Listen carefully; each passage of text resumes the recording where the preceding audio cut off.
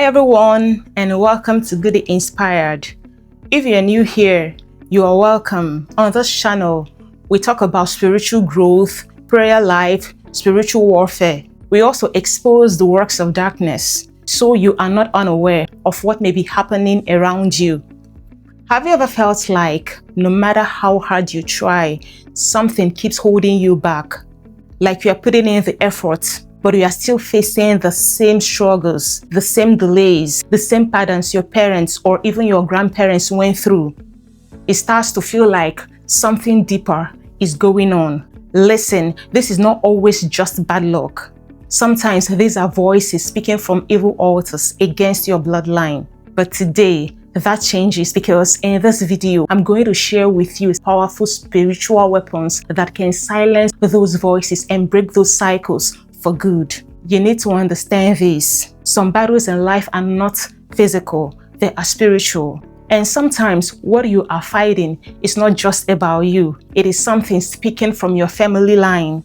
Cycles, patterns, repeated struggles, these things don't just happen. But here is the good news. God has not left you helpless. He has given you weapons. And when you use them the right way, every evil voice speaking against your life can be silenced. So stay with me because this is where your freedom begins. Let's get right into it. 1. The name of Jesus Christ. The first and a very powerful weapon is the name of Jesus. The Bible says in Philippians 2:9-10, "Wherefore, God also hath highly exalted him and given him a name which is above every name, that at the name of Jesus every knee should bow, of things in heaven and things on earth and things under the earth." This means no power, no altar, no force can stand against the name of Jesus Christ. So when you speak the name of Jesus, you are not just talking, you are enforcing authority. You can declare, "In the name of Jesus Christ, every evil altar speaking against my life be silenced." The name of Jesus carries power in every realm, in heaven, on earth, and under the earth. So never be silent about that name. 2. The blood of Jesus. The second weapon is the blood of Jesus Christ. The Bible says in Revelation 12:11, "They overcame him by the blood of the Lamb and by the word of their testimony." That means your victory is already secured through the blood.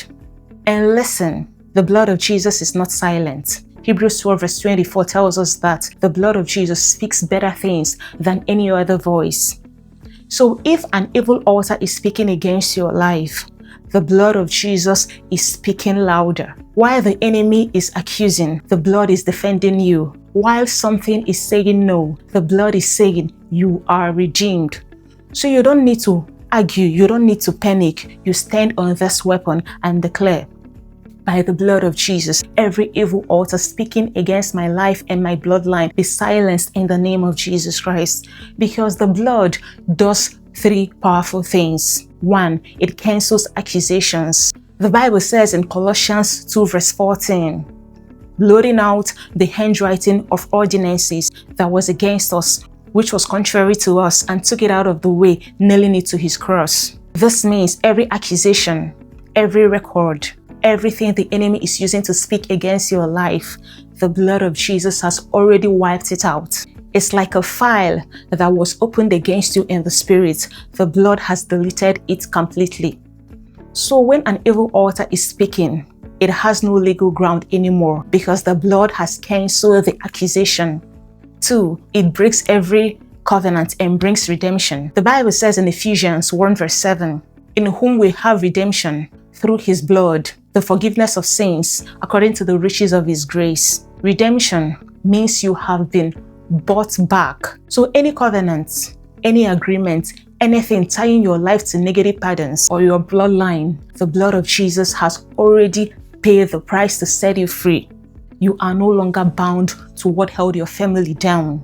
You are no longer under that agreement. The blood has broken that covenant and it has reclaimed your life for God. It's like a transfer of ownership in the spirit. Where the enemy once had a claim, the blood of Jesus now says this one belongs to God. So when evil altars are speaking, they are speaking over someone who has already been redeemed, and that is why their voice must be silenced. 3. It cleanses and restores completely. The Bible says in 1 John 1 verse 7, "But if we walk in the light, as he is in the light, we have fellowship with one another, and the blood of Jesus Christ, his Son, cleanseth us from all sin."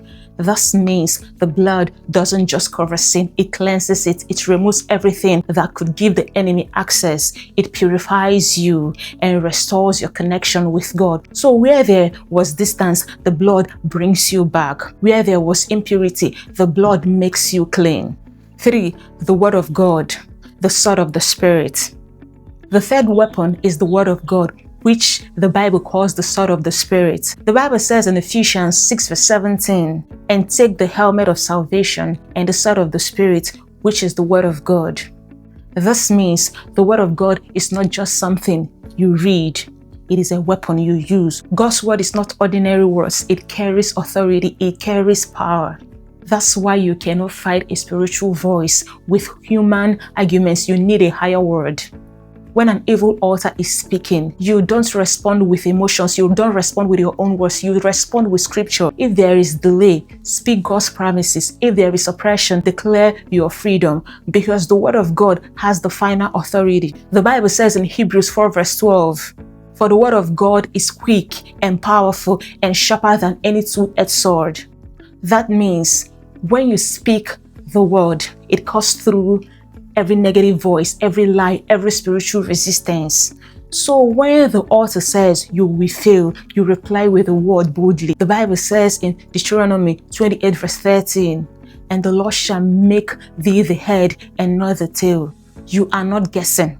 You are enforcing what God has already said. Every pattern you are seeing in your life, there is a scripture that can confront it. Find that word, speak it boldly, declare it consistently. Because the moment you start declaring the Word of God, you are pushing back darkness, and no evil altar can stand against the truth of God's Word. 4. High praise and worship. The fourth weapon is praise and worship.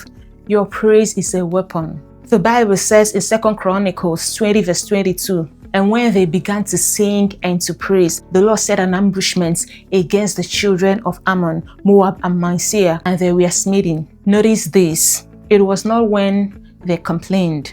It was not when they panicked. It was when they began to sing and praise that God stepped in and fought for them. Also, the Bible says in Psalm 22 verse 3, "But thou art holy, O thou that inhabitest the praise of Israel." This means God dwells, He settles, He manifests in praise. So when you begin to worship, you are inviting the presence of God into your situation. And listen, no evil altar can function where God's presence is strong. Praise confuses the enemy. It shifts the atmosphere from fear to faith, from oppression to victory. So sometimes, instead of crying, instead of focusing on the problem, start worshiping, sing, lift your hands, glorify God. You are not ignoring the situation. You are bringing in the one who has the power to destroy it. And when God steps in, every other voice must be silenced.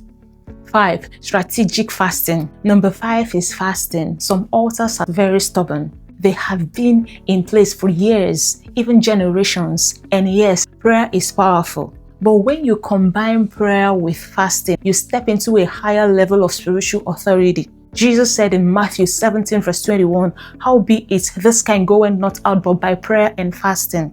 That means there are certain battles, certain strongholds that will not move until fasting is involved. Fasting is not about starving yourself. It is about disconnecting from the flesh so your spirit can become stronger and more sensitive to God.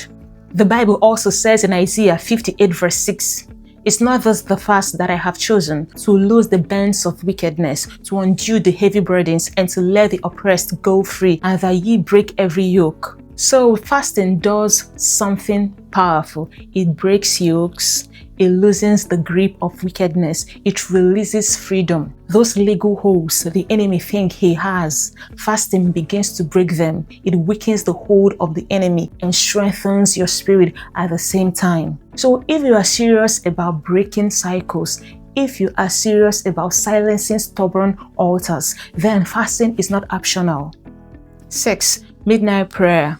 The sixth weapon is midnight prayer. Many people don't realize this, but certain spiritual activities intensify at night. That's why when you wake up to pray at midnight, you are not just praying, you are strategically counter-attacking. Jesus said in Matthew 13 verse 25, "But while men slept, his enemy came and sowed tares among the wheat and went his way." This shows you something very important. There are things the enemy tries to do while people are asleep, planting problems, sowing confusion, introducing battles. So when you choose to wake up and pray, you are refusing to be spiritually asleep. You are standing guard over your life and your bloodline. Also, the Bible says in Acts 16:25-26, "And at midnight, Paul and Silas prayed and sang praises unto God, and suddenly there was a great earthquake. And immediately all the doors were opened and everyone's bands were loosed." This means midnight is not just a time of attack, it is also a time of divine intervention. Chains can break, doors can open, situations can change. Midnight prayer is a sacrifice, and sacrifices carry weight in the spirit. So when others are sleeping, you are rising in authority. When the enemy is trying to operate, you are shutting it down with prayer. Because what you do at midnight can stop what the enemy is trying to plant, and it can change what shows up in your life. 7. The fire of God. The seventh weapon is the fire of God. The Bible shows us again and again that God answers by fire. In 1 Kings 18 verse 38, the Bible says, "Then the fire of the Lord fell and consumed the burnt sacrifice and the wood and the stones and the dust and licked up the water that was in the trench." And in Hebrews 12 verse 29, the Bible says, "For our God is a consuming fire." This tells you something very important. God's fire does two things. One, it consumes what is not from Him, and it proves His power over every false altar. So when you pray, you can ask God to release His fire, because fire does not negotiate, fire does not compromise, fire destroys what cannot stand before God. You can declare, "Let the fire of God fall upon every evil altar speaking against my life and my bloodline." The fire of God purifies you, and at the same time, it destroys every demonic structure built against your progress. So this is not just a symbol, this is spiritual authority. And when God's fire shows up, every other fire must go silent. 8. Repentance and holy living. The eighth weapon is repentance and holy living. This is where many people miss it. You can pray, fast, declare, but if your life is not aligned with God, you can reopen doors. The Bible says in 1 John 1 verse 9, "If we confess our sins, He's faithful and just to forgive us our sins and to cleanse us from every unrighteousness." Repentance is powerful because it shuts doors. It removes legal grounds the enemy may be using. Sometimes evil altars gain access through sin, either personal sin or generational patterns. So you must humble yourself and say, "Lord, have mercy, forgive me and my bloodline." Because the enemy cannot legally hold on to what God has forgiven. And then comes holy living. The Bible says in 1 Peter 1 verse 16, "Be ye holy, for I am holy." Holy living protects you. It keeps you covered. When you live right before God, you become spiritually guarded and stable. So repentance cleanses you and holiness keeps you covered. No matter what has been speaking against your life, no matter what patterns you have seen in your family, you are not powerless. God has already given you weapons. The name of Jesus, the blood of Jesus, the word of God, prayer, fasting, praise, repentance, holy living, and the fire of God. But these weapons only work when you use them. So don't live in fear. Don't accept what God has already given you authority to break. Rise up spiritually. Use what God has placed in your hands and begin to silence every evil voice from any altar speaking against your destiny. If this message blessed you, don't forget to like this video. It helps more people find this message. Share it with others. and subscribe to Goody Inspired for more powerful teachings like this. Share your thoughts in the comments. God bless you and stay spiritually alert.